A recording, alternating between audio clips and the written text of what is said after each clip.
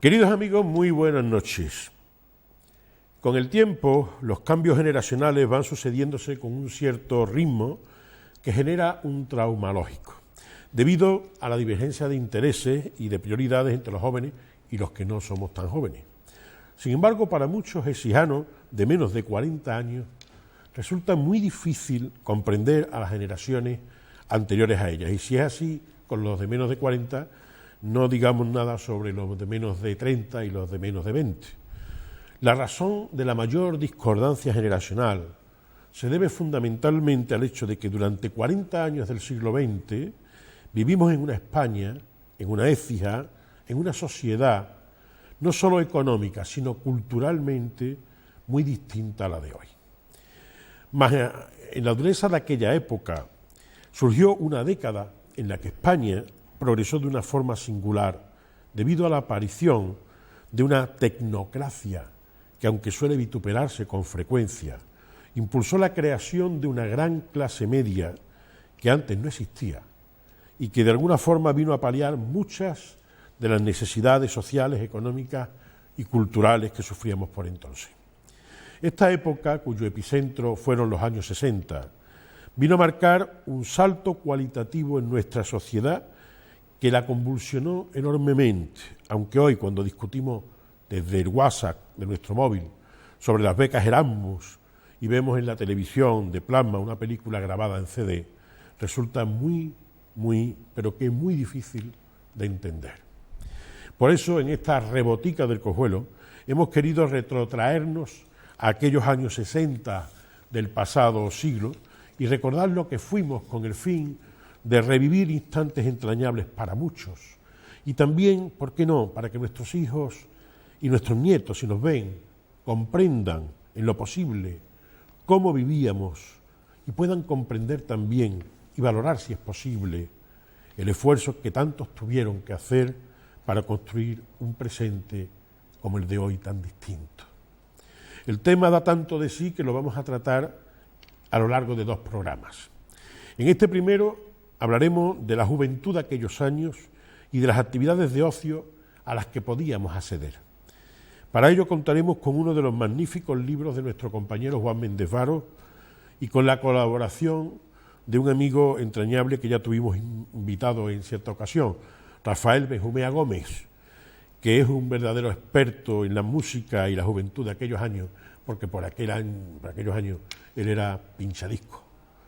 Le damos la bienvenida a él y a todos los que deseen abrirnos sus puertas para compartir este ratito con nosotros. Esperemos que los pasen bien. Tomen asiento en nuestra mesa porque comenzamos ya. Bienvenidos.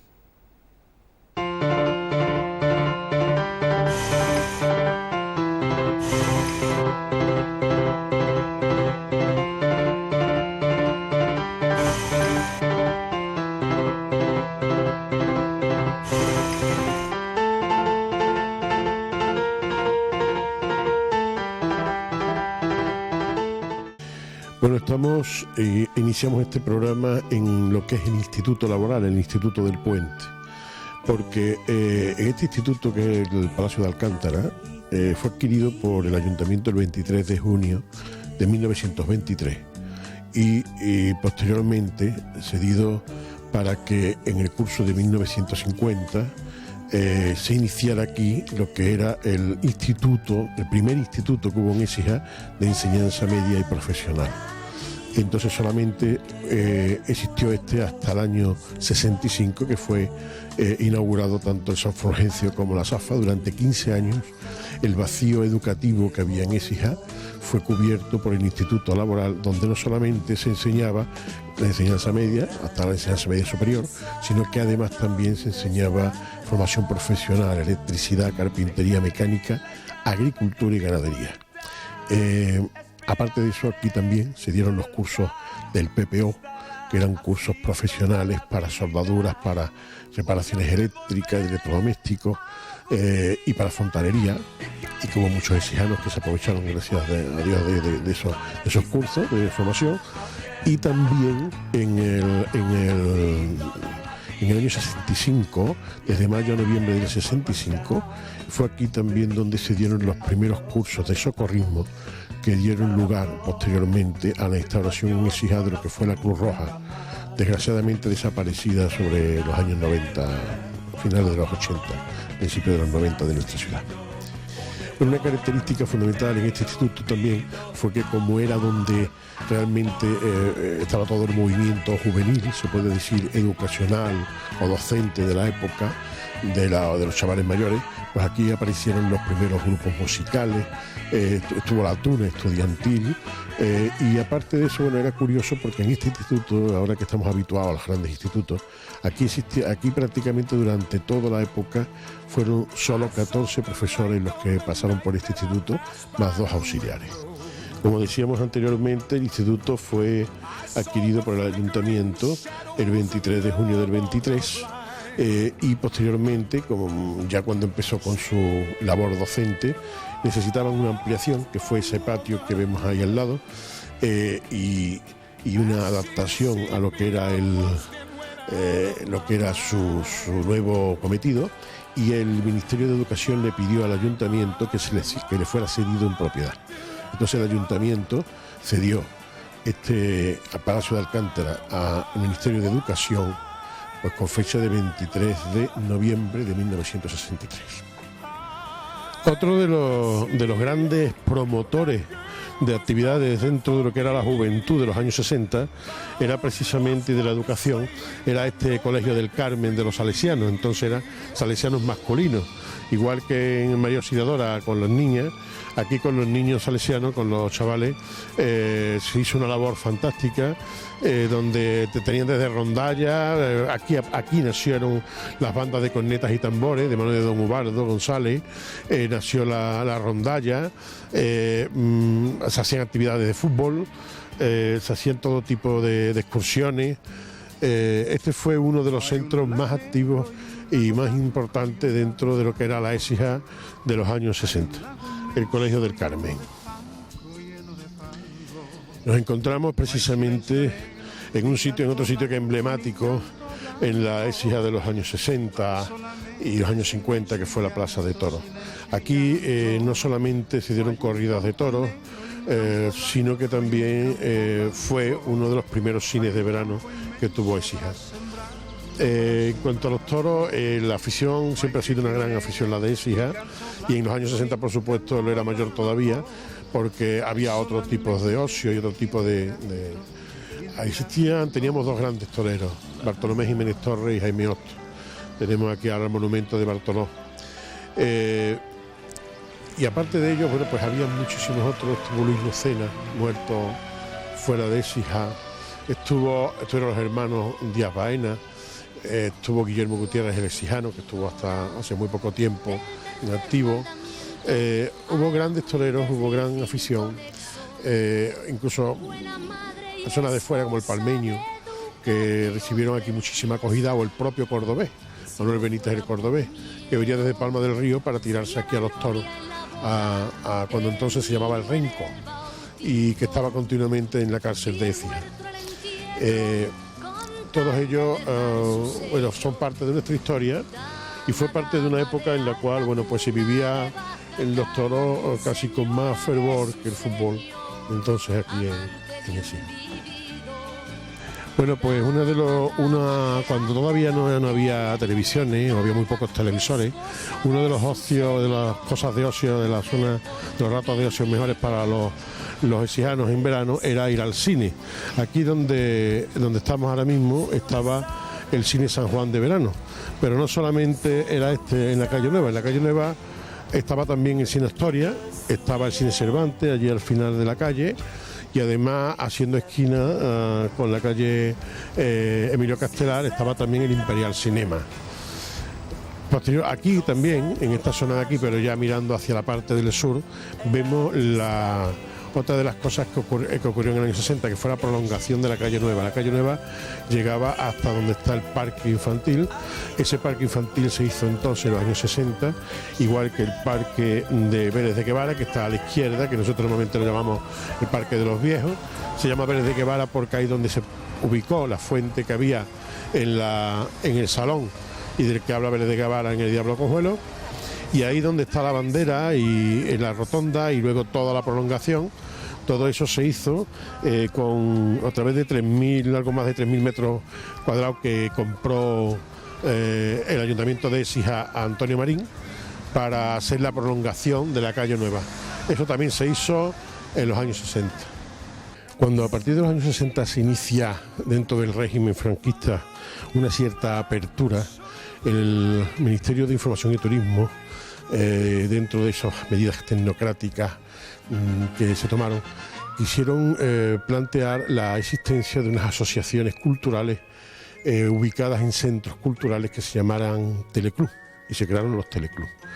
En Écija fue absolutamente fundamental dentro de las movidas, se puede decir, de los jóvenes écijanos, lo que fue el teleclub. El teleclub estuvo ubicado aquí, en lo que es la zona del patio que es hoy de la Biblioteca Municipal y las zonas anexas, y fue esto porque fue la parroquia de Santa María la que se movió, la que se dio una parte de su casa para hacer este teleclub. Le puso un monitor que fue don Antonio Pérez Daza, el monitor de ese teleclub, y se unieron una serie de chavales, 7 chavales al principio, después se fueron uniendo más, que desde una revista, un medio de un boletín que se llamó Drago, hasta un grupo de teatro, Jarapo, pues hicieron de todo. Hubo bailes, había guateques, había incluso grupos musicales como los Dakota, que venían y actuaban en el patio del teleclub. Aquí se hizo una gran movida juvenil, que posteriormente, cuando ya en los años 70 desaparece el teleclub y se cierra el teleclub, derivan una serie de estos chavales que tenían todas esas inquietudes, entran dentro de los primeros ayuntamientos democráticos, otros se dedican a temas empresariales y tal, y una parte de ellos pues también crean lo que posteriormente, crean un equipo de estudios écijanos que posteriormente son y han llegado a dar los amigos de Écija, entre ellos también nuestro compañero Juan Mendevaro. Junto al teleclub, uno de los puntos más importantes para las actividades juveniles y infantiles que había en Écija era esta casa, que hoy es Casa de la Juventud, y que en aquella época era lo que era la sede de la OGE, la Organización Juvenil Española. Era el único sitio que había en Écija prácticamente que tenía ping-pong, que se podía jugar al baloncesto, al balonmano, que tenía equipo de fútbol, que incluso tenía taller de aeromodelismo o de arqueología. Era un sitio donde la OGE era un sitio, como todo el mundo sabe, donde se podían hacer, por ejemplo, campamentos de verano, y donde, bueno, todos los chavales de Écija, todos los que podían, claro, o todos los que querían, pues venían a disfrutar un poco de lo que eran las actividades que se hacían aquí. Esto se permanece como Casa de la Juventud, por suerte, sí se ha mantenido, no como ha ocurrido con el teleclub, por desgracia, pero bueno, ya no es un recuerdo, es una realidad continuada durante muchísimos años, que este espacio ha sido para las actividades de la gente joven. Ojalá que siga siempre. En este punto era la ubicación de una gran parte de la juventud écijana, no solamente por la calle Nueva, que la tenemos aquí al lado, y que era un punto de afluencia de todo tipo de personas, pero luego aquí también, detrás de estos muros, en estos pisos, estaba lo que era la parte del club familiar del Casino de Artesanos. El Casino de Artesanos ocupaba toda la manzana, y aquí había una piscina, y aquí se reunía la gente, los hijos de los socios del casino. Aparte de eso, aquí en este otro lado, aquí en esta esquina, donde está la boutique de Dolores Mesa, tenemos toda la zona esta, era lo que era la discoteca de Mónaco, hasta allí, hasta el final, y que junto a la discoteca de Victorio, a la de Eduardo Herrera y la de Pirula, fueron las primeras discotecas de la juventud écijana. Bueno, pues para otro de los problemas que teníamos en los años 60 en Écija, con la calor, era la falta de recursos para poder refrescarnos. Entonces normalmente los bañistas iban al río, había varias zonas para bañarse, pero todos los años había algún ahogado. Entonces acabaron haciéndose un par de piscinas, una de ellas en San Gil y otra aquí. En el año 61 se abrió la de San Gil y visto el éxito que tuvo, pues en el año 63 Luis Prieto abrió aquí la piscina del Boquillas, que se le llamó. En esa piscina fue donde por primera vez se hicieron unos concursos en Écija, unas competiciones de natación, y en el mes de agosto del 63, visto el éxito que tenía, pues también se abrió por la tarde para hacer bailes y para que la juventud pudiera de alguna forma divertirse. Esto ocurría en el mes de agosto del año 63 justo aquí, que era la piscina del Boquilla. Decíamos que cuando hacía muchísima calor y no había como ahora los aires acondicionados, ni la gente podía irse a la playa, entonces en aquella época no había ninguna forma de evadirse del pueblo.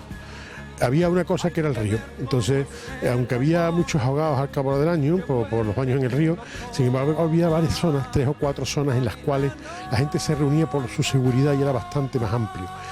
Dentro de todo el conglomerado de playitas o de sitios donde ribereños del Genil, este era uno que era la playita, que se decía la playilla, era una de las zonas más frecuentada por los exijanos, tanto así que hasta se puso hasta su chiringuito y todo. Hoy es propiedad privada, nos ha dejado pasar doña Valla Alarcón, a la que le agradecemos su gentileza, porque era digno de verse cómo hay recodos del río donde todavía la zona aquella un poquito más baja, porque aquí donde están las corrientes, pero un poquito más abajo, era una zona de remanso donde se aprovechaba para bañarse la gente, ¿no? Muchas veces decimos que en los años 60 fue, se puede decir, del siglo pasado, fue el de la explosión, vamos a llamarlo así, de lo que fue la clase media, donde la gente se pudo liberar un poco de las ataduras que tenían, de las limitaciones. Y una de esas cosas, decíamos, era la creación del Sevilla. El Sevilla fue un coche que liberó mucho a las personas porque dejó que pudieran viajar a las playas y que pudieran salir un poco del pueblo y pudieran hacer una vida que para ellos estaba vetada hasta entonces. Aquí es donde encontraban sus playas los exijanos que no podían ir a la playa. Pues buenas noches, como decíamos, tenemos aquí, aparte de nuestros contertulios habituales, a nuestro amigo don Rafael Benjumea Gómez, que fue pinchadisco en una época de discoteca de Écija y que bueno, como fue pinchadisco, le vamos a saludar primero. Hola, buenas. Muy buenas noches. Y lo primero que vamos a hacer es darle a él la palabra para que nos diga de los años 60, qué canción podría definir el espíritu y las sensaciones que el año 60 representó en Écija, por ejemplo, ¿no?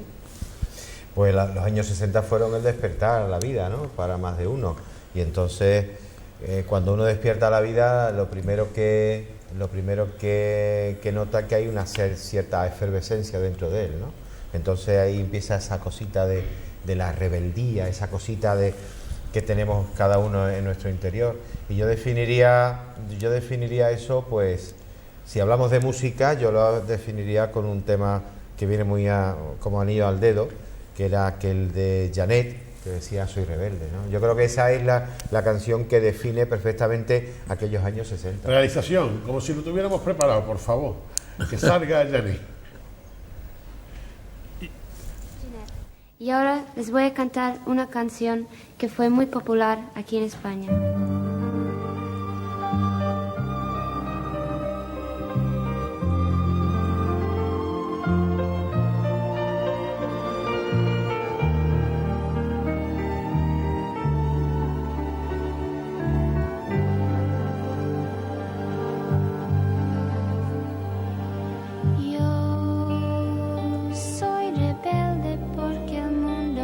Así, porque nadie me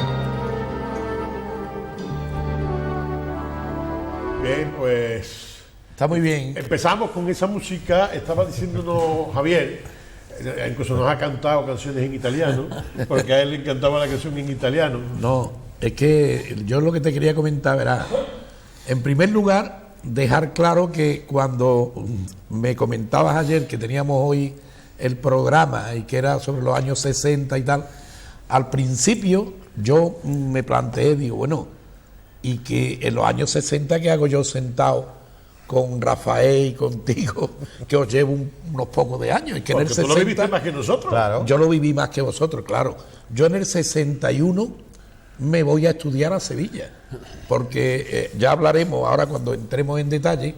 Se produce un vacío docente en la ciudad de Écija, porque todavía no estaba ni la SAFA ni el Instituto San Fulgencio. El Instituto Laboral era estaba el en único que- Laboral, y los estudiantes que hacíamos en el Carmen teníamos hasta cuarto y reválida.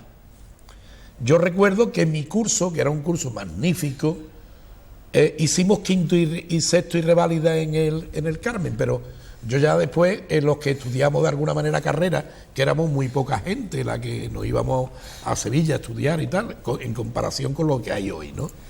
Pues entonces resulta que yo me fui al instituto, ¿cómo se llamaba? El San Isidoro, en Sevilla, a hacer lo que hoy es el COU, que entonces era, Juan, el preuniversitario.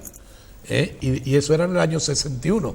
Entonces tú dices, y yo creo que en el 61 nació Rafael. Es que yo nací en el 60. Claro, y tú dices, y yo ya estaba en Sevilla estudiando. Pero sí estoy de fenomenal aquí en este programa, porque tú lo has dicho, tú lo has podido vivir más, claro. Yo te puedo comentar que, por ejemplo, en los 60 nace el movimiento hippie, y los dos referentes del movimiento hippie eran Ámsterdam y después Ibiza. Y yo en los 60 estuve en Ámsterdam, en el 67, y estuve en Ibiza en el 69. O sea que he vivido en los 60. Pero es que tú eres de los poquitos que en los años 60 podías ir a Amsterdam y podías ir a Ibiza. Aquí en ese problema es que la inmensa mayoría no podíamos. Mira, hay una cuestión que sí es lo que tú mismo dices. Tú te pudiste ir a estudiar en el 61 a Sevilla, muchísimos exijanos no podían, y Laboral, por ejemplo, que desde los años 50 estaba en marcha. Bueno, el 80% de los estudiantes de Laboral se hicieron carrera. Entonces yo, por ejemplo, Fernando, Alfonso Martín San Juan, estábamos muchísimo.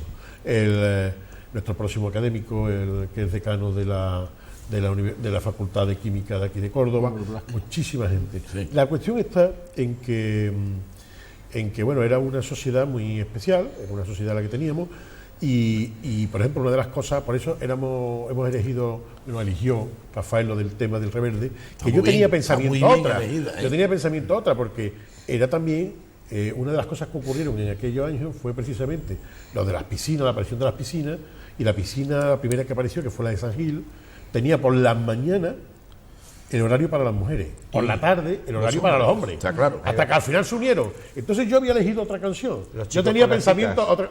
Mira cómo lo da ella. Por ejemplo, Me parece que está preparado. Sí, a ver sí. si tenemos en realización aquellos Antes- bravos que cantaban. Perdón, realización. Antes de entrar en el tema de los chicos con las chicas, comentar una cosa, hombre, que me encanta, ¿no? Que tú me has dicho, tú eres uno de los pocos que os pudiste ir a estudiar fuera, efectivamente. Pero quiero que quede claro una cosa. Mi padre, nosotros somos 18 hermanos. Ya lo sé. Y de los 18 hermanos, porque éramos 19, Vicente murió con 10 años, hay 15 carreras. Claro, En mi caso, 16, 15 o 16. ¿Por qué? Porque era una obsesión que tenía mi padre, porque mi padre era abogado, ¿eh? Mi padre nos crió a nosotros con la carrera de abogado. Pero era una obsesión, porque ya en su casa, ellos eran 8 hermanos y el único que estudió fue mi padre. Y él quería que nosotros estudiáramos porque decía, bueno, y el día de mañana que le dejo yo a 18 hijos como Claro, no sé es una que uno carrera. de los problemas- Había que estudiar por huevo. Vamos a ver, eso es En mi casa. Vamos a ver, uno de los problemas precisamente que había era eso. En muchas familias no se daba, o sea, había familias que no tenían la conciencia de la importancia del estudio, Claro. de la importancia de la cultura. Claro. ¿Qué pasaba? Que había muchos padres, muchísimas personas. Pocas analfabetas. becas. Claro, Estudiantes buenísimos que han estudiado conmigo y no se pudieron ir después a hacer una carrera. Y eran unos magníficos, hubieran sido, yo qué sé, Bueno, también te ministros. digo una cosa, Javier, en aquella época, y vosotros tenéis 18, había muy bueno, había unas cosas que eran políticas de ayuda a las familias numerosas. No, que eran la ayuda era que teníamos fenomenal. nosotros, la familia numerosa, te voy a decir porque me acuerdo todavía hasta el número que ¿Te tenía. acuerdas de la película esa de Era- la familia uno más? Sí. Que decían la Pero la ayuda que teníamos eran los viajes, que teníamos un 40. Había familias numerosas Matrículas y- de primera categoría, de segunda y categoría de Claro, honor. especial, Nosotros éramos de honor, lógicamente. Pero lo único que teníamos un 40% de descuento en el tema de los transportes, en el autobús de aquí a Sevilla. Que era creo normal, que era no normal en viajábamos aquella a ningún época, lado. porque después de la guerra civil, como hubo tantísimo problema demográfico, es decir, bajó tanto la población, era lógico que una de las medidas que tomara el nuevo gobierno, que lo que hicieron, fue premiar a las familias numerosas, Claro. con el fin de que hubiera más españolitos, más gente para trabajar en el futuro. De todas formas, hablando Sí, pero de eso, no, vamos, uno que de en los problemas realidad los que había, premios- que Juan Méndez Barón lo recoge muy bien en lo de la calle Nueva, que iban unos por la derecha, los otros por la izquierda y tal. Bueno, pues aquí ya en los años 60 empezamos a mezclarnos. Porque Claro. fue cuando empezamos a que los chicos y las chicas tenían que estar juntos. Yo le pido otra vez a Antonio, porque a mí me encanta esa canción, me recuerda mucho a aquella época, fue la primera que quizá que yo tuve en un picú. El picú, Los chicos. lo que era un con las guateque, chicas, un sí, de guateque, los bravos. A ver si lo teníamos que escuchamos. hablar. Vamos a escucharlo. Los chicos con las chicas tienen que estar, las chicas con los chicos han de vivir y estando todos juntos deben cantar.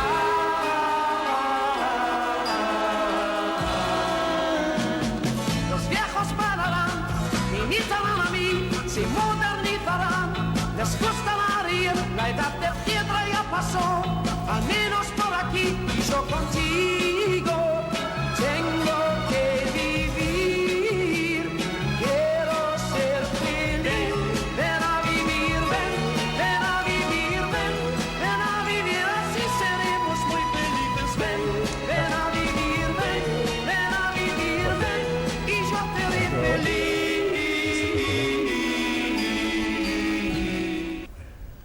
Bueno, fijaros Bien. que dice la edad de piedra ya pasó. Paco, muy importante, fíjate, las dos canciones que has puesto eran dos mensajes en la situación actual. Hay que retrotraerse, hemos empezado en los 60 y estamos hablando de la situación como era en los años 60, incluso para los jóvenes. Es que la mayoría de los jóvenes no tenían acceso a poder estudiar, salvo excepciones.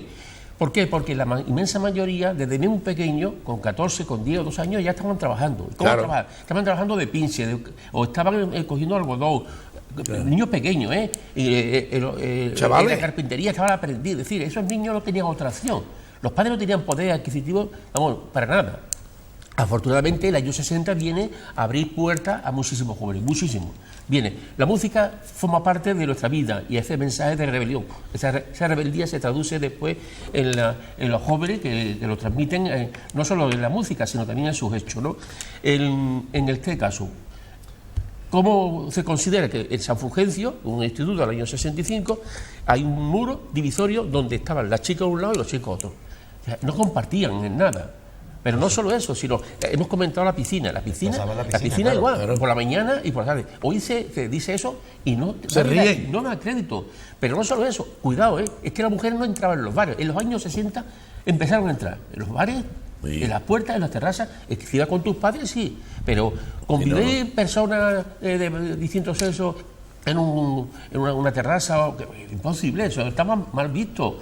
Más todavía, sí, la niña iba al cine o iba acompañada, llevaba siempre a una persona al lado. O sea, eso ocurría y eso, y la década de los 60 viene a hacer una gran revolución y hemos heredado muchísimas cosas porque los jóvenes de la década de los 60 fueron los que iniciaron esa apertura. Era más grave ¿Pero por qué? todavía, ¿Por qué? Juan, porque hablábamos del laboral y en el laboral nada más que había varones. Nada más. No había mujeres. Por eso precisamente Claro. nace después San Fulgencio, Claro. porque era un Pero- instituto de enseñanza media técnica donde se daba también agricultura y ganadería incluso, mecánica, electricidad, pero no había mujeres, no había Sí, pero Rafael, Paco, igual. por situarnos un poco, decir, España en aquella época, digamos, del 39 que se gana, que termina la guerra, hasta el 75, que fue cuando termina la dictadura, España había vivido una autarquía enorme en los años 40,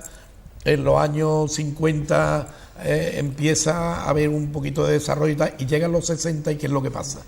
Que le dan a los Estados Unidos, ven un aliado magnífico en España porque hay un régimen consolidado y además hay una mano de obra muy barata, por lo que ha dicho Paco, porque faltaba un desarrollo enorme y tal, y entonces empiezan a inyectar dinero y tal, y hay un desarrollo económico, empieza a venir el turismo, y entonces la sociedad empieza a rebelarse, la juventud y los trabajadores, empiezan los movimientos. Yo corrí delante de los grises en Sevilla en mi época de estudiante. ¿Por qué? Pues porque había ya unos movimientos en los años 60 y empieza a haber un comportamiento en la sociedad distinto, ya un poco no con la represión también que tuvo la Iglesia en la época franquista, empieza a vivir un cambio en lo social y en lo sexual, nos empieza a venir el turismo con unas costumbres nuevas y entonces empieza el cambio, claro, y los chicos con las chicas deben de estar. Hay que pensar que Miguel, nuestra generación, era posguerra. Nuestros padres, nuestros abuelos pasaron por el trama gordo de una guerra con represión, y entonces esa situación.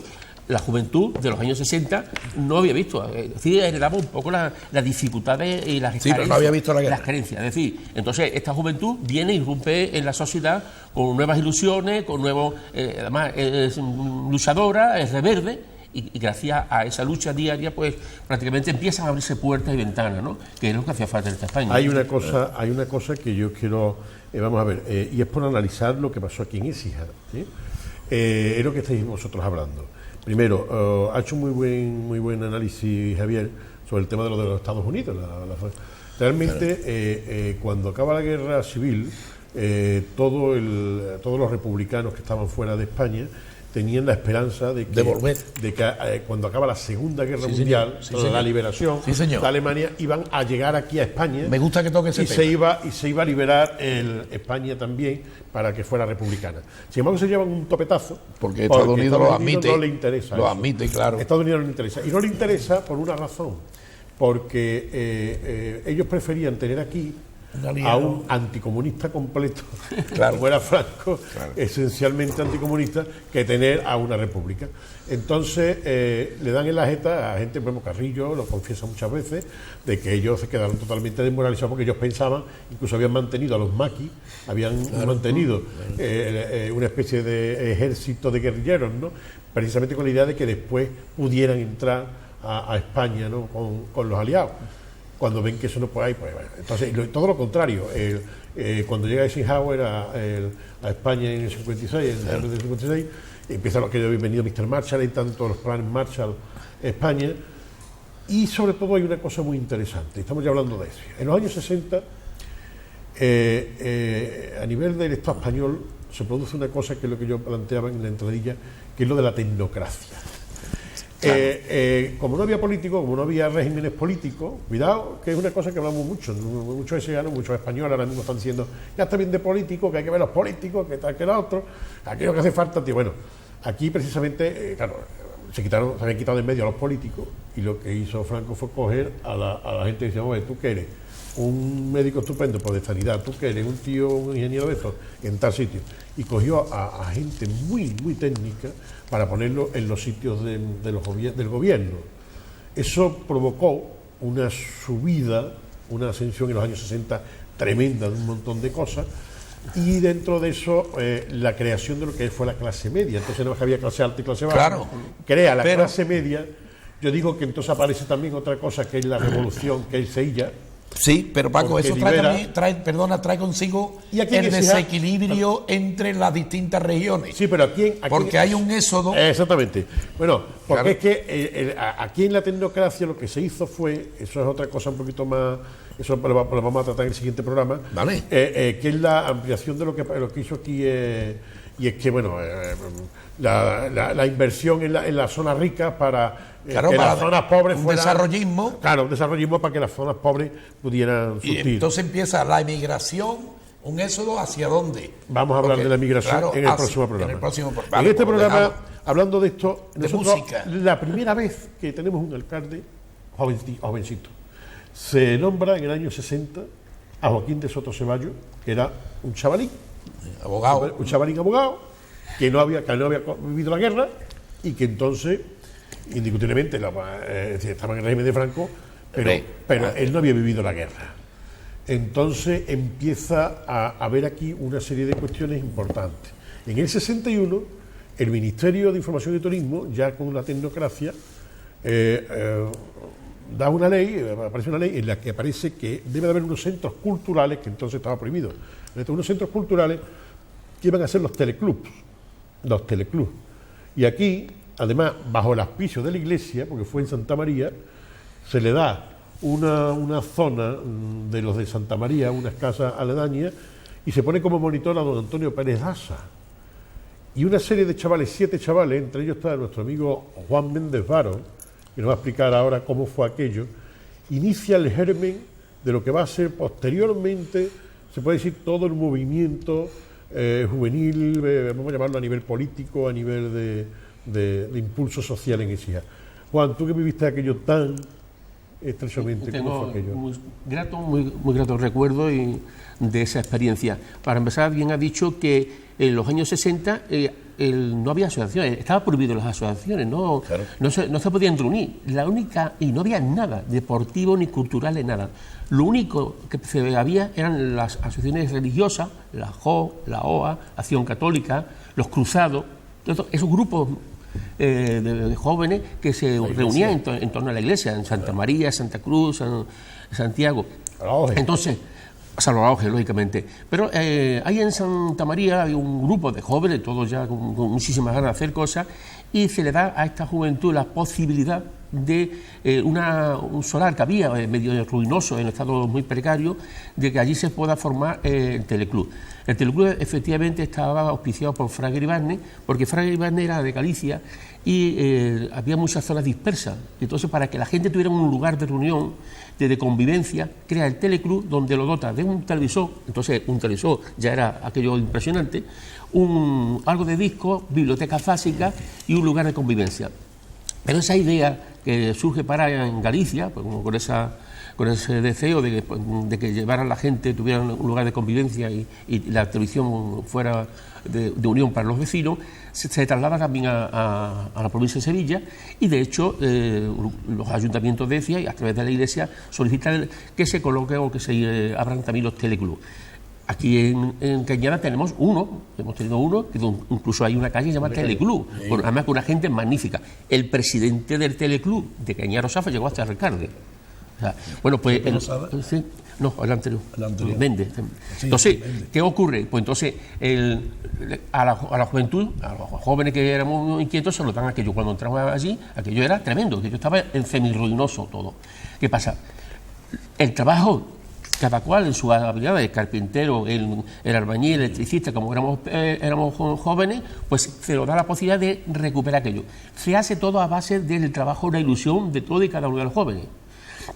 De tal forma que allí se hace un bar, se hace una discoteca de verano, se hace un cineclub, que ya podemos hablar también, la biblioteca, una biblioteca básica, que entonces no había biblioteca de Ecija, entonces luego lugar de convivencia, la música en directo. El cineclub llegó a hacer una revolución para muchísimas personas. De hecho, creó una referencia para el mundo juvenil. La verdad que lo pasamos muy bien. ¿Qué ocurre? ¿Qué diferencia hay actualmente entre el teleclub y lo que es la Casa de la Juventud? Hoy vas a la Casa de la Juventud y te encuentras, la luz está allí, aquello te lo han limpiado, hay una gerente, te lo organizan todo, te lo preparan todo, te lo dan todo hecho. Mientras que en el teleclub la limpieza la teníamos que hacer nosotros. Si había defecto, había algo de luz, teníamos que hacerlo y pagarlo entre nosotros, es decir, nos costaba. Aquello, por lo tanto, era mucho más nuestro. Y nos identifica mucho más con el teleclub porque participa más también de nuestro esfuerzo y nuestra ilusión. Nuestro invitado que nos está hablando, que Rafael, estaba haciendo así porque a él me parece que vivió parte de eso y además tuvo que poner ahí algunas luces también, algunas cosas. Sí, bueno, aquello... A mí me cogió, efectivamente, lo que está diciendo Juan, lleva toda la razón del mundo, aquello fue una auténtica revolución, ¿no? En cuanto al tema de la música, que fue cuando yo empecé, a mí me cogió la organización, la constitución de aquella zona de la discoteca. No sé si recuerdas, Juan, que estaba el patio, el escenario, había una sala muy grande y a la izquierda había una habitación donde habíamos puesto para insonorizar cartones de huevos, Sí. donde nos íbamos a la pista de los aviones que había de fumigación en Cortillo, cogíamos los botes de los productos fitosanitarios que se tiraban desde de los aviones, los cortamos, que eran de aluminio, le poníamos papel de vitrofil con sus gomichis y tal, y entonces su bombilla, y teníamos nuestros focos, ¿no? Teníamos 2 tocadiscos de los más rudimentarios del mundo, y teníamos una mesa de mezcla, y la mesa de luminotecnia eran pulsadores. Eran pulsadores. Y tú recordarás que había que subir una escalera, estaba especie de un soberano en alto, y debajo había un rinconcito con sillones así en sky color oscuro, y una bola en el centro. Y aquello hacía de las delicias de la gente, claro. Llegaba los fines de semana y eran los discos de vinilo a 45 revoluciones de toda la vida. De Mirinda. Está hablando... Por supuesto. Digo de Mirinda. O el soldador está como nunca. Eso darlo por hecho, eso era así. Sí, Eso era está así. comentando Juan que dice, porque en aquella época alrededor de una tele, tengo un dato aquí curioso, y es que, en el 69, en el año 69, había televisión ya en 2/3 de los hogares españoles, en 2/3. Y en la 4ª parte de los hogares españoles ya había coche, que estaba el Seita, el SEA 600 y tal, ¿no? Y hablando de cineclub, en aquella época el cineclub era un tema muy avanzado. Yo estoy recordando ahora mismo el cineclub Vida en Sevilla, que fue en la calle Trajano, que era donde se proyectaban películas de alguna manera que estaban prohibidas en la red. Prohibida da un beso a la mujer. Bueno, prohibida. Bueno, eso si nos vamos más antes. No, ya. Yo recuerdo que don Jesús Escoto, en el Carmen, cuando nos ponían una película y había un beso, metían una escobilla en el de eso y no se veía delante de la luz. Bueno, o sea, son temas que ahora nos reímos, pero que en aquella época eso es anterior. era así. Yo te estoy hablando, yo tenía 10 o 12 años, te estoy hablando del año 55 por ahí. Vamos, que en la entradilla, cuando hemos dicho que esto es para que nuestros hijos y nuestros nietos, si nos ven, sepan cómo vivíamos nosotros. En esa época. Es para que vean. O sea, es que esta cosa que parece un disparate, que es eso de... Era una realidad. De poner una escobilla... Era verdad. Esto es verdad. Sí. Esto es verdad. Esto parece perpéntico, pero es verdad. Sí. Mira, hay alguando del cineclub, lo mismo que había que ir a Sevilla, efectivamente, al cine. Entonces, en el teleclub hicimos gestiones para poder tener un proyecto de cine propio. Claro. Y se consiguió a través de las gestiones que se hizo con el Ministerio de Información y Turismo, que nos dieran un proyecto. Entonces, en Sevilla hay una casa, ya San Pablo Film, que vive en la librería de San Pablo, en la calle Cierpe, que nos mandaba un catálogo de las películas que tenían a disposición.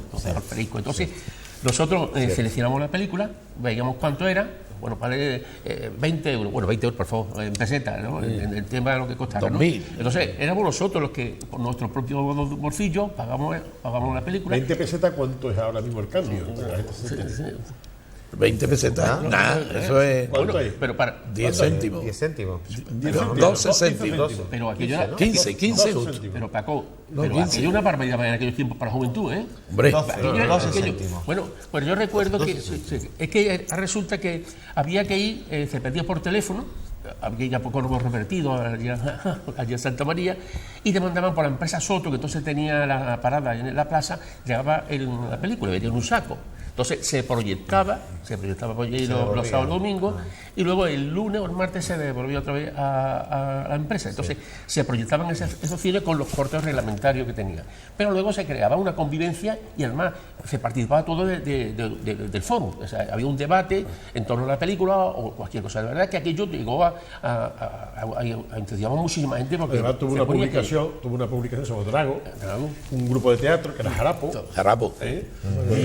Y por cierto, hasta entonces los guateques, eso las es únicas reuniones que había fenómeno. que se podía, Vamos a la comentar. gente joven, Vamos a era los tocar guateques que eran en las El casas. guateque en tu casa, claro, en la azotea de las casas. Era la azotea. Aquí el picú, los guateques y otra cosa que se nos ha olvidado comentar, que es que nace también en esos años, la minifalda. La minifalda, Claro, la Esto lo ponía, minifalda. no veas. La minifarda nace en los años 60. Y es que el primer guateque que hay fuera de una casa privada, yo creo que fue también el del Teleclub. Sí. Puede Los ser, primeros guateques. sí, Y puede aparecen ser. unos grupos de música. Y en Casa los Rivera, primeros- en los los Dakota, eran creo que las sí. bodas. Los Dakota, Primera boda. Los primeros conjuntos musicales en directo. Tocaban en Casa Rivera. Sí. Casa Entonces Rivera, era banda, pero en era- la boda. Las bodas eran un miembro de la banda municipal que se reunieron y tenían su orquesta. Don Pío. y eso. Ahora, los nuestros eran jóvenes, ¿no? Yo le pediría a Rafael, aunque ya te digo que nace a principios del 60, pero me consta que tú muy jovencito ya, con 10, 12 años ya estabas tú allí con la música y tal.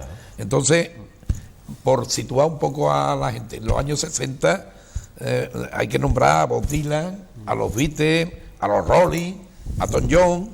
En España los Bravos, los Brincos, los Canarios, los Bustas, los Pequeñiques, los Cines, Bueno, Karina, lo que es el porro. Karina, por ejemplo, que venía, yo me acuerdo, de unos documentos que vi en su día, que cuando se hacía la famosa verbena de la Yedra, de Santana, en el Sí, paseo, hombre, sí. venía una chica rubia, me contaba mi padre, que venía a cantar, una chica jovencísima, y le decían, bueno, ¿y usted cómo se llama? Yo me llamo Karina y me quiero abrir paso en el mundo de la canción y tal. Y venía Karina. Y fijaros hasta dónde llegó, que llegó a ser número 1 con Claro. una canción, realización.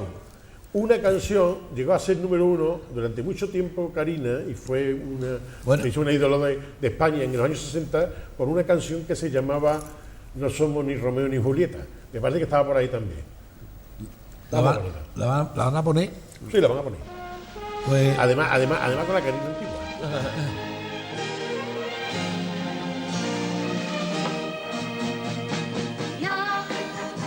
No somos ni Romeo ni Julieta, actores de un romance sin final. No somos ni Romeo ni Julieta, ni estamos en la Italia medieval. Nosotros no tenemos que enfrentarnos con nadie que se oponga a nuestro amor. Pues todo es diferente en nuestros días y hoy brilla el sol radiante de esplendor. A veces yo siento miedo al ver mi felicidad. Será porque yo te quiero de verdad. Mas pienso que nuestra dicha no debe acabar jamás, en tanto que nos queramos siempre igual. No somos ni Romeo ni Julieta, aquellos que murieron por su amor. No somos ni Romeo ni Julieta, viviendo prisioneros del temor. No existe ni una duda en nuestra vida y es fácil hoy en día ser feliz. Tú tan solo quiéreme de tal manera que estoy, mi amor, queriéndote yo a ti.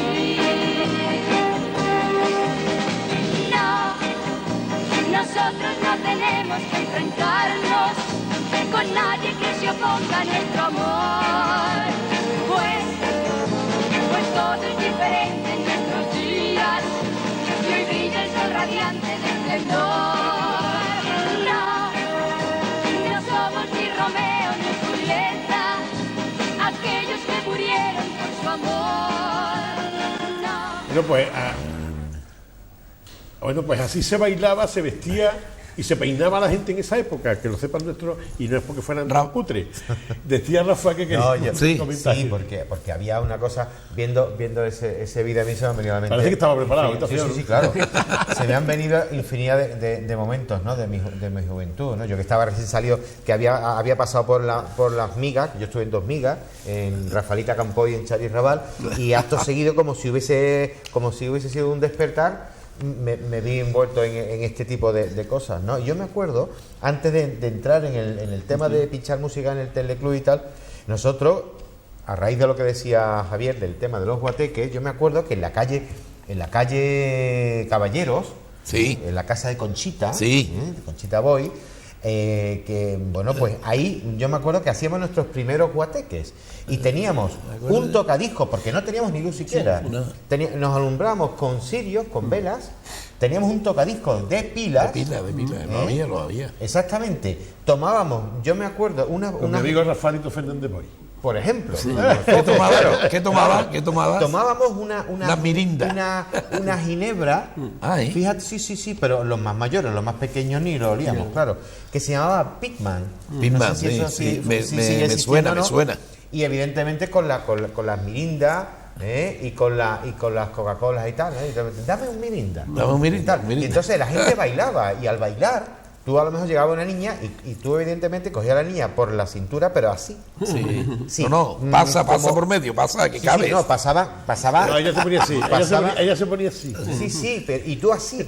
Entonces pasaba cualquiera por medio, evidentemente. Claro, pasa. ¿Entiendes? Entonces, con la luz de las velas, aquella música de Karina tan... Y ahora lo añora, ahora lo fantástica y añora. tal, o aquella había una que yo me acuerdo muchísimo de ella, que era esa niña que me mira de los puntos, ¿no? Esa niña que me mira. Y claro, tú estabas bailando, no la tenemos escuchabas preparada. aquello. Sí, yo creo que estaba preparada por ahí. Sí, la está preparada, creo, sí. Está Mira, preparada. ¿estaba preparada? sí. Espera Sí, un sí, momento, está preparada. pero Oiga. antes... Aquello te entraba ese cosquilleo, Javier, ¿verdad? Ese cosquilleo por ese Yo, pellizquito en el a mí estómago. me gustaría así. comentar, porque Paco, que es nuestro director de orquesta, está claro, que nos diga si es para este programa o para el que viene, porque yo fundé una cosa con 4 amigos que se llamó La Caseta Los 60. La Caseta de los 60, Perdón, pero que la gente puede pensar que era porque éramos 60 socios. No, yo estuve en ella, yo estuve. Era porque añorábamos los años 60, la década. que era el tenis club en feria. En la parte de atrás El tenis club no, de la perdón, plaza ¿qué de- tenis club? digo, El del parque infantil. El parque infantil. El parque La atrás caseta del del parque infantil en feria, que iba todo el mundo bien vestido Sí. y tal y cual. Machín, Benito Claro, Machín, y en, Benito claro, Rafael, Benito- bueno, hombre, y en la caseta de los 60, yo era el Fíjate. encargado, nosotros llegamos a traer hasta a Paloma San Basilio, que nos cobraba 50.000 pesetas, y no habíamos podido conseguir nada más de 40 y tuvimos una pequeña Además, yo te digo discusión. una cosa, yo tengo un especial recuerdo de aquella caseta del parque infantil, porque la primera vez que yo vi una persona de color en mi vida, Basilio, a un negro, Basilio. fue a Basilio. Basilio. A Basilio. En el Sin parque de infantil. cuello blanco, Exacto. sin de cuello negro. Bueno, pues lo comentaremos en el próximo programa. En el próximo Bueno, programa. también hablaremos de era- la- que perdón, tenemos de la respecto caseta a la de los caseta municipal también había una división entre el sector de la ciudad. Claro. Estaba la Es caseta que ahí es municipal donde era iba- para eso, la eso. élite, con Claro, lo cual claro. venían los mejores conjuntos, Por las eso mejores digo, actuaciones, es verdad. y enfrente estaba la caseta de popular. Pérez de Guevara. Se llamaba Popular, además. Y entonces ahí donde íbamos Bueno, los jóvenes. perdón, porque pero ya- vamos a explicar un poco por qué. Vamos a explicar un poco por qué. La caseta del parque infantil salía a subasta todos los años. La barra, El ambigú, el ambigú, que no lo quería nadie, sí. porque la gente se iba sin pagar, y el único que entendía aquello bien era Pirula, Pirula, sí. que contaba a la gente que tú llegabas y tal, y a lo mejor te ibas sin pagar y tal, y a lo mejor en el mes de diciembre estabas en la barra del Hotel Pirula y te ponían en la cuenta 1.300 que debe todavía de la caseta de la caseta de de la feria, caseta de feria. Eso salía a subasta y contribuía también a pagar, creo, parte de las actuaciones, creo. Por eso venían... De todas hombre, formas, Y además, eso y se además popular, costaba eso entrar, eso entraba en y el valía paso, dinero no, entrar. No, costaba entrar en la 20 otra no, euros. no, valía un poco, pero vamos. Pero valía. Pero vamos a una cosa. Hombre, de todas verá formas, que- No, pero mira, bueno, mira, espérate, nosotros, Juan, de todas formas- Paco, Juan, que lleva tu razón. Los que éramos jóvenes en aquella época, que no pudiéramos entrar, hombre, a actuaciones como las que de Basilio y tantos que han llegado, que nos teníamos que dar a la puerta porque no teníamos poder ninguno en Basilio, el Rafael, y sin embargo, Iglesia, toda la gente. entonces, Lleva razón. se creó. Entonces ayer venían grupos buenos, venían de Palma de Río, algunos de Ecia, parte de las orquestas de la Casa Rivera también tocaban allí. Sí. La verdad que lo pasamos de lujo en la popular. Sí, que estaba enfrente. Pero enfrente estaba todo, las clases pudientes de la ciudad. Y ahí era Por eso hermoso. yo decía, Y luego de había un verdad, saborío en la por eso puerta, decía, había pero un tío en la puerta, que me acuerdo que ponía pegas para entrar. Era el clásico funcionario este que está ahí echando siempre... No digas nombre. No digo, Que porque por todo el eso mundo lo sabe, ¿no? decía, que por eso decía yo de que en los años 60 lo bueno que hubo aquí fue que hubo, lo bueno que tuvo la tecnocracia fue crear una clase media que no existía. Entonces existían los pudientes y los no pudientes. Claro, y creo... Sin embargo, en los años 60 se hizo así y empezó una rampa. Claro, aparece la clase media. Apareció una rampa que hizo que todo aquello disminuyera un poco y que se fuera Claro, porque había mano de obra ya, gente colocada. Decía Javier antes, lo del tema de los tantos porcentajes, eso que tú tienes ahí de la televisión y de los coches. Bueno, por lo de los coches yo pienso siempre que lo que más liberó a los españoles fue el Sevilla. Sí. Porque el Sevilla permitió, era un coche muy asequible a nivel económico y permitió que las familias españolas pudieran coger y pudieran liberarse del pueblo, pudieran irse a la playa, que no podían irse a la playa antes. Ponían en un Sevilla cuando... Y no cabía gente en un Sevilla. Esto te iba a decir, que sin cinturón y sin nada, iban 20 metidos dentro, con las maletas hasta arriba, el Sevilla, lo que aguantaba un Sevilla, ¿eh? Bueno, yo te voy a decir una cosa. Yo tuve un Seita, después ya de como segundo coche, un Seita y tal, y recuerdo de estar el coche 3 meses sin arrancarlo en un sótano, y tú lo arrancabas el coche y arrancaba la primera, tío. Pero un coche magnífico, el Seita, ¿eh? Sí. Ese era fabricado en España, ¿eh? Así que en el Teleclub había dos cosas, que era el Cineforum que hemos hablado, y era también el tema de los movimientos, o sea, lo que era la discoteca, lo que era la guateque. A partir de ahí empezó también la discoteca, empezó Mónaco, también estuviste en Mónaco.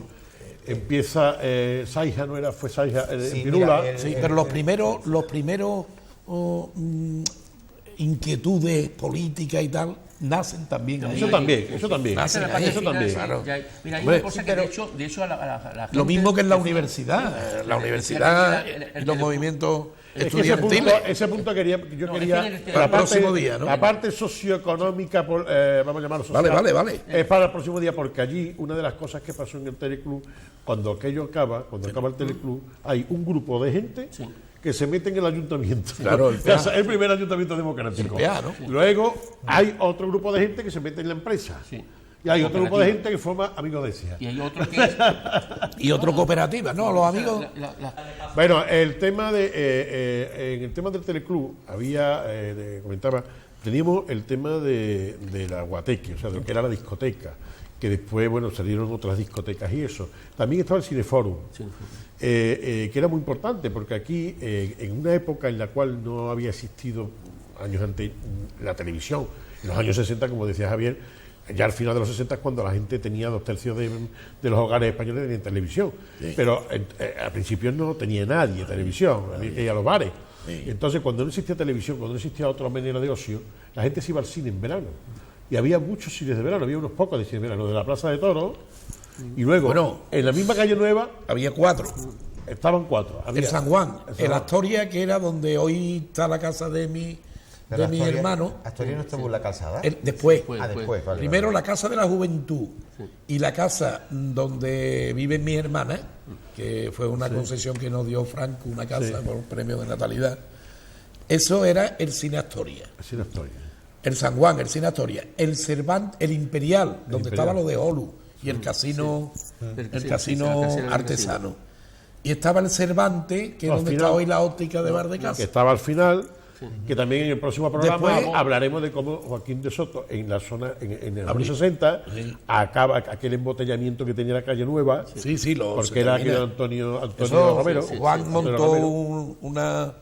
Le estaba yo comentando antes, sin micro y tal, a Juan, digo, al final, casi todos los cines, yo he hecho un montón de pisos, porque eran unos solares magníficos, todos los cines, porque eran... Los cines de verano eran unos solares abiertos y tal. Además, limpio. No tenía ni que hacer derribo.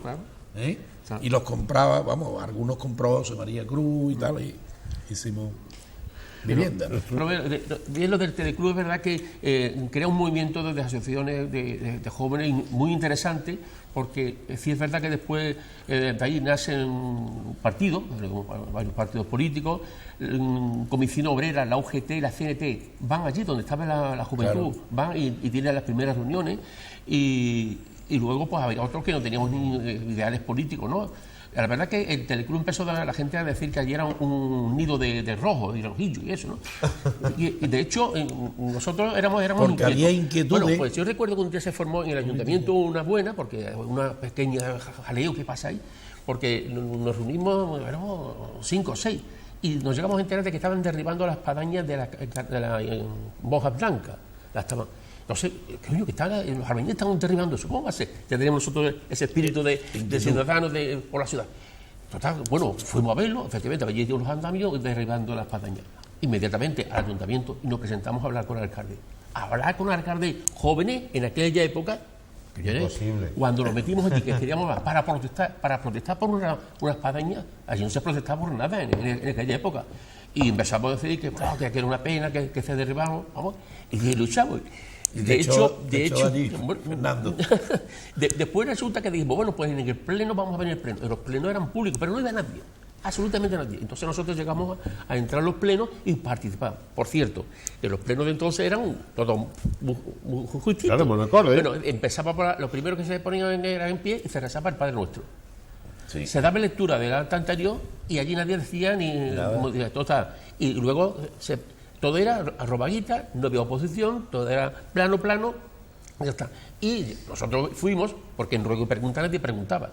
Y nosotros empezamos a meter cosas en Ruego y Pregunta acerca de la situación, a veces de la juventud o del patrimonio y cosas de estas. Y ahí, bueno, de ahí eso que a nosotros éramos los rojillos de eso lo permitieron porque era Joaquín de Soto y era un tío joven. Sí. Sino, que es una de las cosas que muchas veces hemos hablado que tenemos que agradecerle. Sí. Bueno, estamos acabando. Hay una cosa que sí quiero advertir a los telespectadores, y es que ahora cuando finalicemos nosotros aquí, que yo me gustaría acabar ahora después con la canción que ha elegido nuestro amigo Rafael, nuestro invitado, que es una de los que más le gusta, una canción de los puntos. Vamos a tener también un pequeño reportaje sobre una noticia de última hora que ha surgido, y es que nos llamó Enrique García Vargas, el arqueólogo, profesor arqueólogo de la Universidad de Sevilla, que además está dirigiendo a las excavaciones que la Universidad de Montpellier de Francia está haciendo en Las Delicias. Ya mañana, o sea, ya hoy es jueves, esto está grabado desde el martes, quiere decir que el miércoles se soterró todo, está todo, ahora va a cualquiera y ya no encuentra nada, pero esto se ha grabado hoy, martes, esta misma mañana. Hemos estado con el arqueólogo y hemos estado viendo lo que se ha descubierto allí, que ha sido una verdadera maravilla. No se lo pierdan ustedes, porque es de lo que habremos hablado siempre, de la intrahistoria de Écija. El alfar romano, que de Las Delicias se ha descubierto como, se puede decir, un alfar tipo número 10. Del 1 al 10 se le da una calificación de 10. Uno de los más importantes, porque es el más importante que hay ahora mismo excavado en Andalucía, por muchas razones. Quédese un poquito más y vean el reportaje que viene ahora al final. Vosotros, agradecerles mucho a todos ustedes. El próximo programa será de los años 60, pero ya entrando en profundidad en otros temas, y como son la emigración, porque muchos se habrán dado cuenta de que no hemos hablado de nada de eso.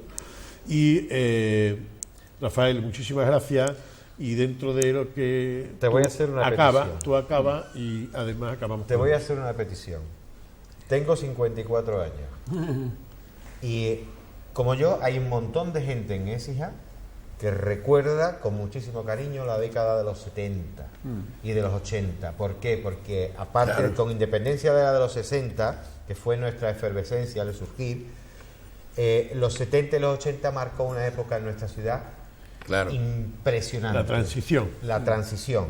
Eso hay que hacer un programa porque es digno, con independencia de recuerdo al Teleclub. Bueno, está bien. Habría que recordar la Casa de la Juventud en el aspecto musical, porque la gente se identificó con la música, la gente se abrió al amor con la música, sí, que a la política, al mirar al que tienes a tu la feria, todo. Y aquí hay en Écija la discoteca, sitios de puntos de unión magníficos, como fue Mónaco, como fue el Quirófano, que era la primera discoteca que tuvo Victorio, sí, como fue Saija Pirula.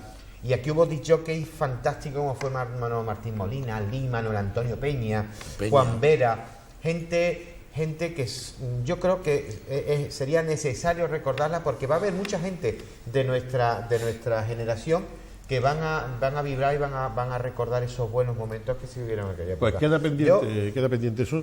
Te emplazo a que hagas algo de eso. No, totalmente. Hagamos lo mismo que estamos. Recogemos el reto porque además tenemos que hacerlo. Si para esto, Si no se nos acaba tenemos de- que seguir, tenemos que seguir con temas. Claro. Que de todas formas, en homenaje a todos esos disc jockeys de los que ha hablado Rafael, en su homenaje a él, homenaje a todos los que padecieron y vivimos y disfrutamos de los años 60, pues esta canción que Rafael nos ha seleccionado también, de Los Puntos. Sí, porque era el cosquillo de la juventud. Esa chica que me mira, de Los Puntos, fantástica. A ver el realizador. Y con esto finalizamos. Buenas noches y que lo pasen ustedes muy bien. Gracias.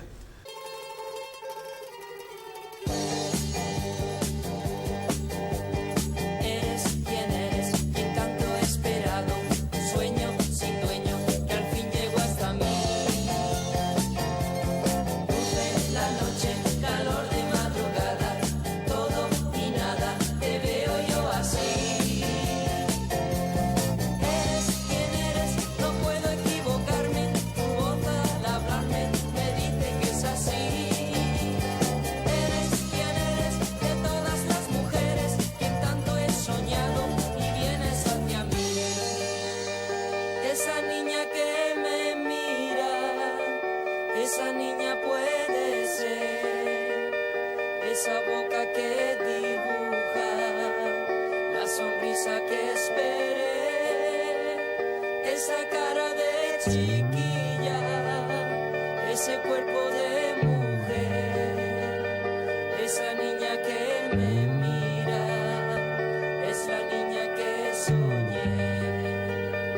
Esa niña que me mira, esa niña puede ser, esa boca que dibuja, la sonrisa que esperé, esa cara de chiquilla, ese cuerpo de mujer, esa niña que me mira, es la niña que soñé. Ven a mí, que quiero conocerte y luego quererte como se ha de querer. Te siento dentro y nada nuevo es esto, quiera o no quiera, todo me habla de ti.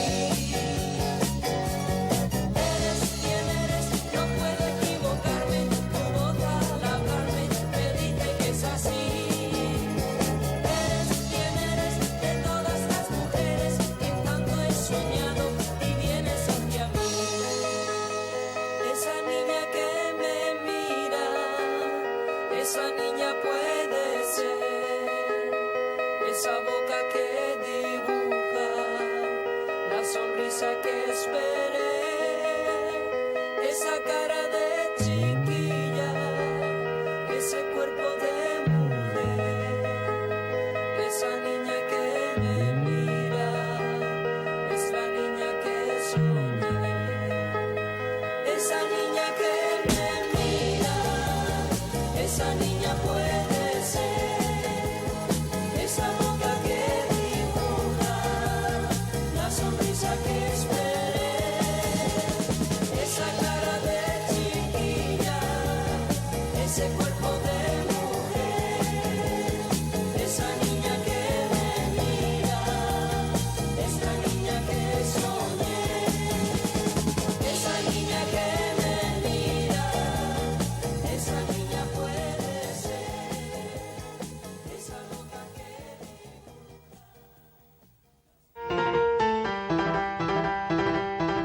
Bueno, mira, esto es una almazara romana que tiene dos áreas. Una zona de prensado, donde están las prensas de la aceituna, que son prensas de viga, como las prensas tradicionales. Claro, evidentemente después de 2000 años ya no quedan las vigas.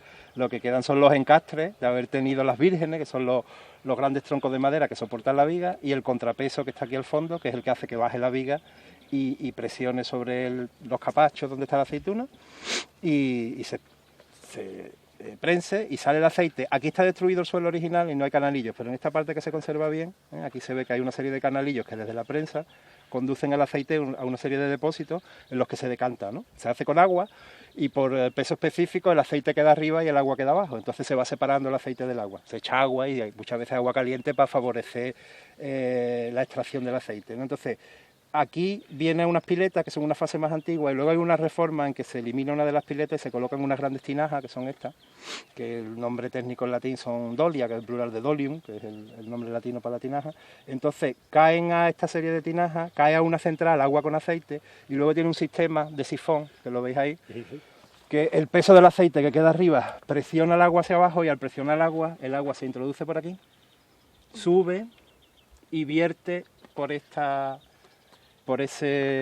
conducto hacia un dolium. Entonces, en un dolium cae el agua y en otro dolium cae el aceite, queda separada el agua del aceite. Esta pieza es la extraña, ¿verdad? Esa pieza es la rara, eso no lo había. Esos sistemas no lo habíamos documentado en ningún sitio. Esos sistemas se conocen para la fábrica de aceite del siglo XIX, incluso del siglo XX. Y en CAPI nos han explicado que ellos lo hacían así, por sifón, separar el agua del aceite. Pero para época romana nunca lo habíamos documentado. Nunca se había documentado, pero a nivel de... Sabíamos que había decantación, pero no que era tan compleja, no que era tecnológicamente tan avanzada. Pero eso no se ha documentado a nivel del Mediterráneo. ¿Del Mediterráneo? En ningún sitio del Mediterráneo. ¿En ningún sitio del Mediterráneo ha salido eso? Debió existir, pero es la primera vez que se documenta aquí.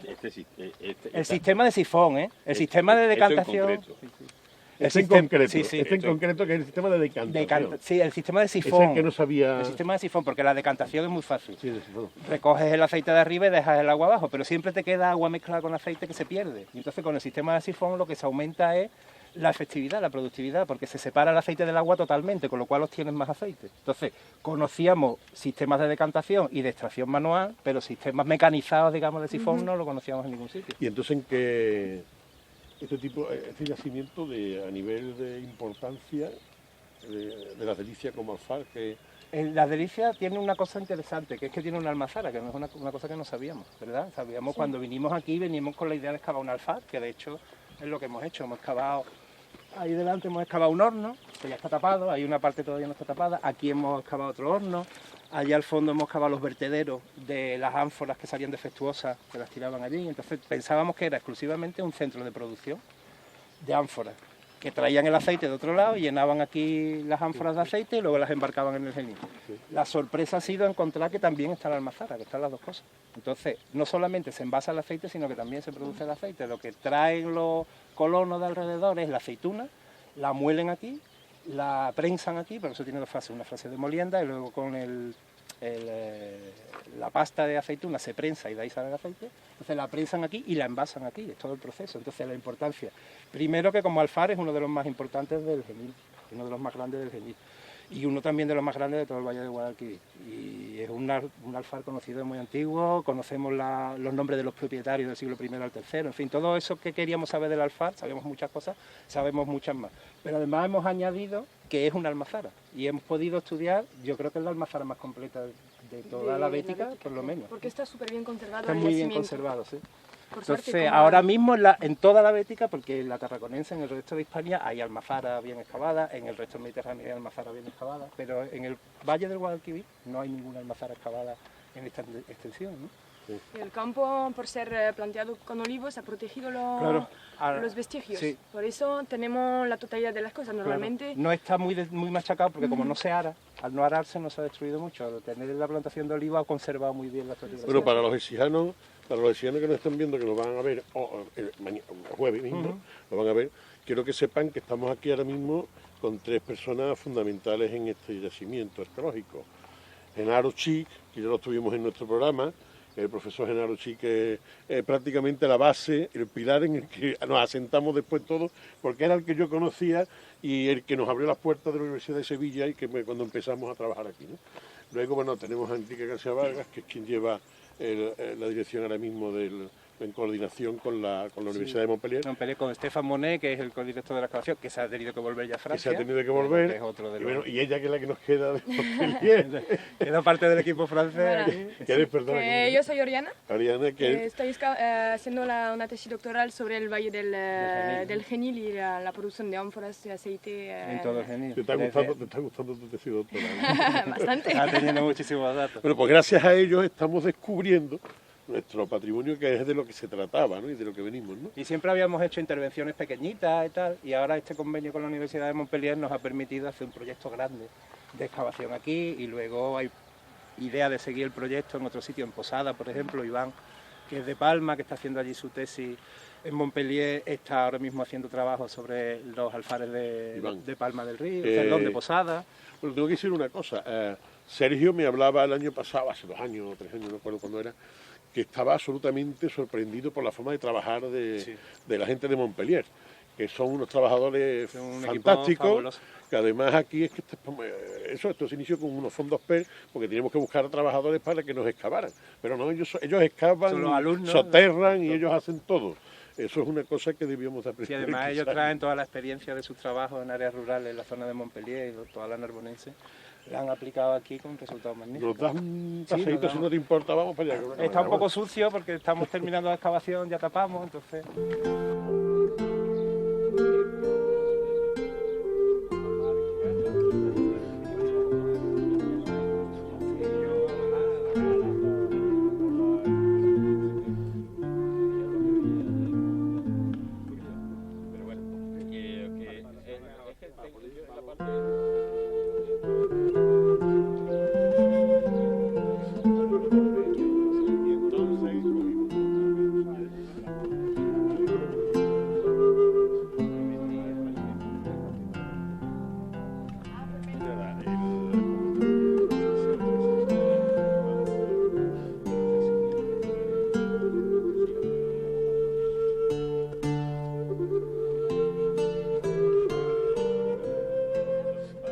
Os he traído también aquí para que veáis lo que ahora está visible de uno de esos grandes hornos de ánforas, un horno del siglo III. Le estaba comentando a Paco que lo excavamos el año pasado, lo excavamos totalmente, está ahí debajo de la chapa de uralita, está el horno, a nada, a 20 centímetros de la superficie. Un horno que tiene 5 metros de diámetro, que es un horno de cocción de ánfora, que es lo que sabíamos positivamente que había aquí, una de las cosas que queríamos conocer. Y lo que hemos este año, lo tenemos que tapar, cada año lo que excavamos lo tenemos que tapar porque si no, no se conserva. Pero este año hemos reabierto un trocito de la excavación del año pasado para coger muestras de esas capas de ceniza que corresponden a los niveles de funcionamiento del horno, a la combustión, ¿no? a la madera, que hay mucho quemado, a la madera que arde para alimentar el horno, ¿no? Y entonces en esos niveles de ceniza hemos recogido muestras de carbón y muestras de aceituna para estudiar el tipo de madera que usaban. Una cosa que nos ha sorprendido es que en principio, no están terminados los estudios, pero en principio se utiliza mucho la vareta y todas las ramas de olivo, ¿verdad? Como combustible, primero porque es lo que tienen más a mano, y segundo porque tiene un poder calorífico fuerte, ¿no? Entonces en esas capas de ceniza encontramos muchos trocitos y muchos restos de huesecitos de aceituna que nos dicen que efectivamente es madera de olivo, más que madera de olivo, huesos y ramas de olivo, ¿no? ¿Cómo se llama? Ramón. Sí, digamos, la paleta y las ramas y todo lo que es la madera menuda del olivo. Y entonces por eso lo hemos vuelto a abrir. Lo que estamos viendo, pues, para coger esas muestras, lo que estamos viendo es la fachada del horno, ¿eh? El horno está enterrado, la cámara de abajo está enterrada para conservar el calor, y entonces por una rampa se accede a la puerta y es donde se enciende el fuego, y por efectos chimenea el calor va entrando en el horno y va cociendo las ánforas. El horno tiene 2 pisos, separado por una rejilla, por una especie de... Quien quiera ver un boceto, quien quiera ver un boceto de lo que era el horno en el museo, hay una reproducción exacta, que además estuvimos viéndola cuando hicimos la visita al museo, que también estuvimos visitando el museo. Entonces, pues allí se puede acercar a verlo. Y allí, detrás de aquel olivo, había otro horno, que también lo excavamos completo y también lo tenemos tapado. Detrás de la casetilla tenemos los vertederos del material defectuoso, ahí se calcula que sobre un 10% de la jornada, por problemas técnicos de cocción, por fallos de cocción, quedan inútiles porque se pasan de cocción, se pasan de calor o se rajan y entonces no se pueden utilizar y se tiran en un basurero que hay ahí al fondo, que luego vamos a ver.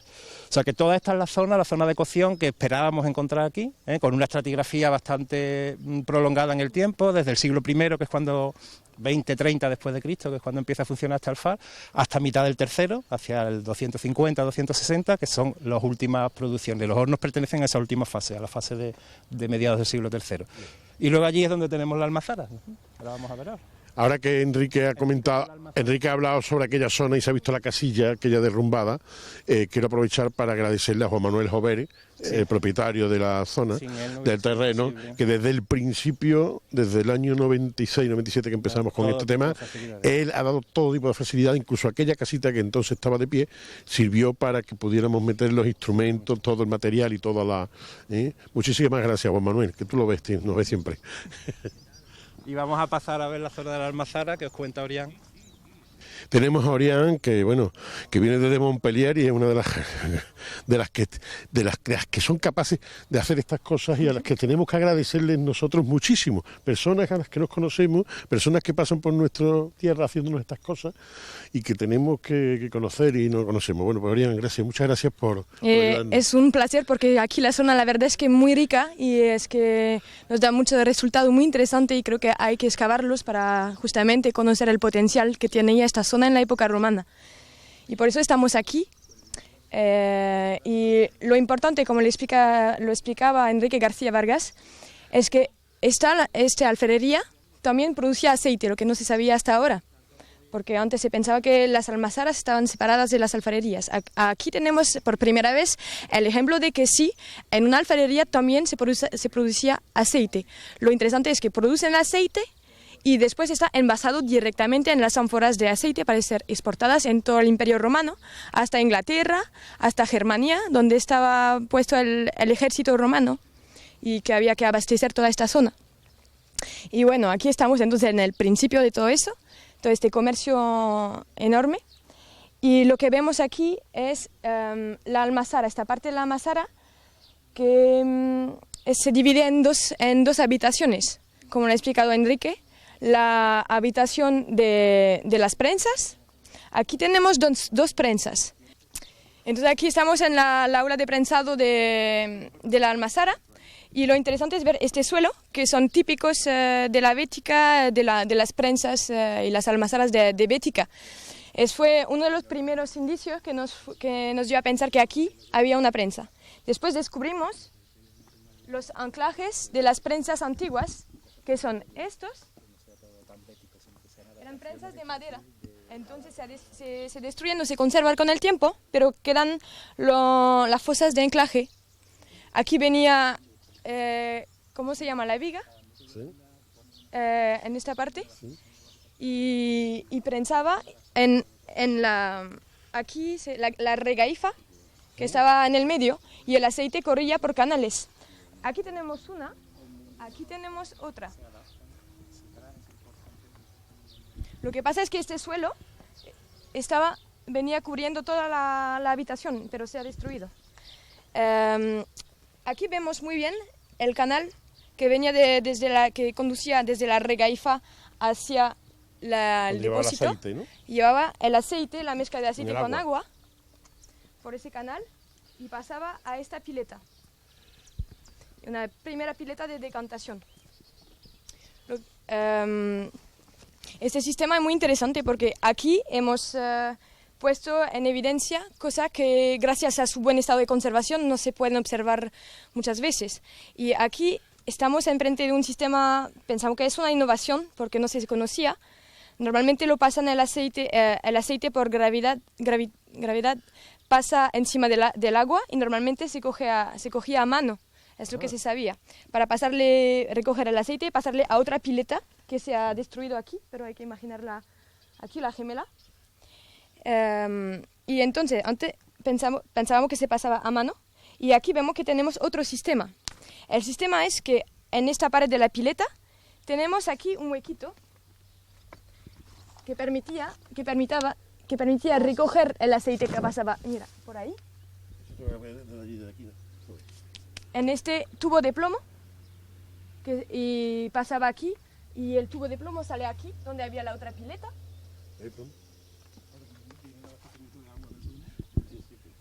Aquí sale el tubo de plomo y entonces que conectaba las dos piletas y ahí pasaba como se hace ahora, es decir, que el aceite pasa de una pileta a otra para la decantación, y ese sistema permite acelerar el proceso, porque aquí la parte abierta permite hacerlo a mano y doblarlo con el sistema mecánico, digamos. Una cosa que también llama mucho la atención, me estaba llamando mucho la atención, y quiero que se observe, es cómo se aprovechaban los trozos de ánforas o la cerámica, porque lo que son las lindes o lo que son los muros se construyen desde... Y ahora estoy pensando, me estoy acordando, porque estaba viendo yo estos estratos así me estoy acordando de Monte Testacho. Porque Monte Testacho está hecho así también, ¿no? Ahí tenemos otro testacho. También tenemos nosotros Testacho también. Bueno, la escombrera, ¿no? Que es lo que comentábamos, el material defectuoso de la jornada se tira en las escombreras, pero luego hemos documentado que las escombreras se utilizan para recuperar material y aprovecharlo en la construcción.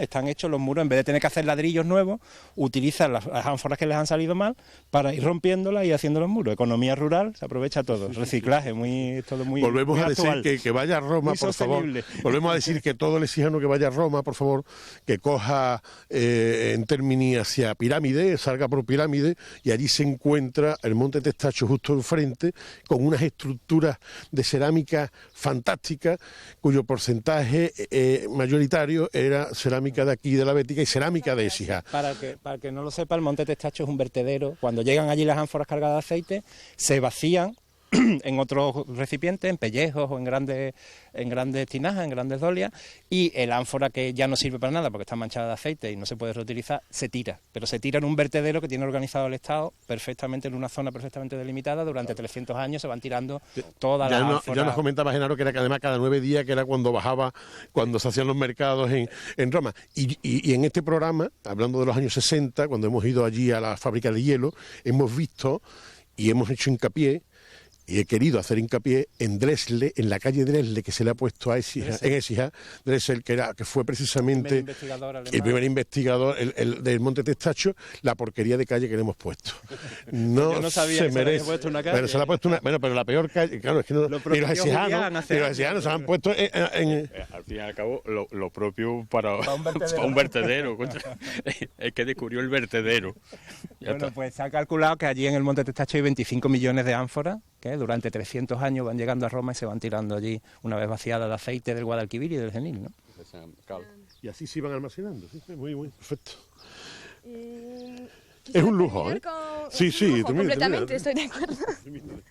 Quería terminar con la pileta porque hemos hablado del sistema de evacuación del aceite, de recuperación del aceite, pero no del sistema de evacuación del alperchín, que es lo que queda, el agua con los residuos. Y aquí en esta pileta, entonces yo bajo. Sí, porque yo no puedo. Mira, es un poco cutre porque el yacimiento la excavación se ha terminado la semana pasada. Pero, entonces, aquí no tenemos sistema de evacuación por debajo y tenemos aquí, casi a la misma altura de ese, es lo que nos llamaba la atención, una evacuación que va desde aquí, atraviesa el muro y sale del edificio. Como sale y no va a ninguna parte, sino es un desagüe. Ya pensábamos que no podía ser otra cosa que la evacuación del Alperchín. ¿Y cómo podía el agua pasar? ¿Por qué era tan alto el agujero ese de evacuación? Y gracias al dolio, la tinaja rara que hemos visto con el sifón, ya hemos entendido de que por aquí venía también otro sistema de sifón de plomo que se ha recuperado porque el metal normalmente en la época romana se recupera para utilizarse de nuevo. Y entonces aquí teníamos muy probablemente un tubo de plomo que pasaba hasta aquí. Aquí vemos que el agujero está bien redondito y del mismo diámetro de este. Por eso también que es también el otro tubo de plomo. Esa es entrada de agua y eso es evacuación del Alperchín. Esa es la entrada de agua para hacer la decantación del aceite, y una vez el aceite pasado a la otra pileta, el alpechín y el agua evacua hacia aquí por otro tubo de plomo. O sea, tecnológicamente bastante bien pensado para que haya una gran efectividad en la producción. Porque luego las prensas no son muy grandes, las prensas tienen unos 6 metros, puede ser. Son pequeñas, y las grandes prensas de los molinos modernos pueden tener hasta 10 o 12 metros. Entonces son prensas que no son muy grandes, pero hay una gran efectividad, un trabajo muy intensivo de extracción de aceite. Esto es lo que, cuando estuvimos visitando el museo, yo insistía mucho en aquello de que la historia se hace, todo el mundo conoce la historia por las grandes batallas, por los grandes héroes. Recuerden aquel poema que hablaba yo de Bertolt Brecht, sobre la gran batalla y sobre, pero bueno, ¿quién cocinó la victoria en la cena de la victoria o quién movió las piedras de las pirámides? Hablábamos de la intrahistoria, lo que realmente dio sentido a esa historia, y hablábamos del Alfara, que nosotros en Écija, realmente nuestra importancia fue el aceite y fue el transporte del aceite. Esto es un yacimiento que para nosotros significa historia, patrimonio, es todo nuestro pasado. Entonces yo lo que les quería preguntar a ellos, que son los que están haciendo del 1 al 10, sobre los yacimientos que ahora mismo conocemos en toda, ¿qué nota le pondríais a este yacimiento? Bueno, es difícil porque no tenemos todos excavados, ¿no? Hay yacimientos en el Genil tan grandes como este y probablemente Alcotrista... Se conoce muy mal. La verdad es que se ha excavado muy poco y se conoce muy mal. De lo que se Alcotrista es casi tan grande o más que esto. Malpica, que ya está lindando con el término de Palma, es otra gran alfarería. En realidad yo no sé quién habló alguna vez de un polo industrial, ¿no? De alfarerías una detrás de otra. Ahora mismo es un yacimiento 10 por lo que conocemos. Sí, pero si lo conociéramos todos, a lo mejor se equilibraban un poco más las cosas. No, de cualquier forma, es uno de los grandes yacimientos. Todavía queda, ¿no? Queda mucho. Hemos dicho como si ni siquiera 5%, ¿no? Sí, del yacimiento. Y luego Piero Berni, que es un especialista de aquí, imaginaros de todo el valle, ¿no? Piero Berni, que es un especialista, en estas cosas también de catalán, de la Universidad de Barcelona, el año pasado vino a verlo y decía, estamos en el kilómetro 0 de nuestros conocimientos, ahora estamos en el kilómetro 0,1, con lo cual todavía queda mucho por saber. Bueno, yo quiero agradecer a nivel personal por lo que nos ayudaron, por lo tanto, Genaro, al principio es básico, no hubiese ocurrido nada de esto sin él, sin Pedro Sáez, sin Sergio, hubiese sido imposible, sin Muñoz Tinoco, eso es lo primero, sin nuestro amigo José Antonio Gómez, que fue el que dio los primeros dineros, eso hubiese sido imposible. Tampoco queríamos olvidar a Fernando Luna, que en paz Hombre, claro, han sido muchos los que han estado trabajando, los que han estado luchando por aquí, ¿no? Y por esto, ahora son ellos los que están, ¿no? Yo le agradezco a los dos, de verdad, muchísimo que sigáis y que ojalá sea mucho tiempo, muchos años, porque significará que hay mucho que descubrir. Y también nosotros personalmente queríamos agradecer a las corporaciones municipales, porque no ha sido una sola, desde el año 97 que estaba Julián, hasta la última corporación de distintos partidos y de distintos equipos que siempre se han volcado con nosotros. Eso es algo que también decimos mucho, cuando hay un buen proyecto, cuando hay un gran proyecto, cuando hay algo que beneficia a todos, el que llega al ayuntamiento y lo cambia, lo transforma, son gilones. Nos explica lo que vamos a ver, Ocean. Es que aquí estamos en la zona de los vertederos de las ánforas que no se ha podido comercializar porque tenían fallos de cocción y entonces nos podía aprovechar para transportar el aceite. Aquí estamos como lo que estábamos hablando antes del Monte Testaccio, que es una montaña de tiestos. Aquí tenemos también con todos los tiestos que se han recuperado aquí en esta zanja. Hemos estudiado todo este material y lo bonito que tienen estas ánforas, Dressel 20 se llaman, es que tienen muchas veces marcas sobre las asas y que nos permite conocer las personas que trabajaban aquí.